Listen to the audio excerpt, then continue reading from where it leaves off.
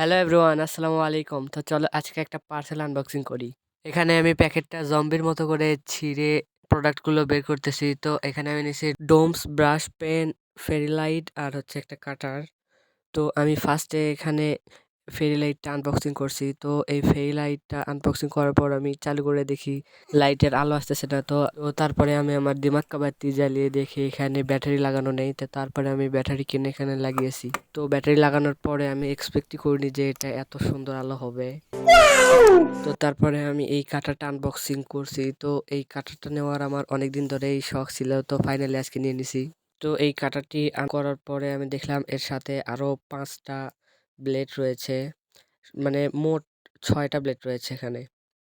তো এই কাঁটাটা দিয়ে ক্রাফটিং এর কাজগুলো বেশ ভালোই করা যাবে।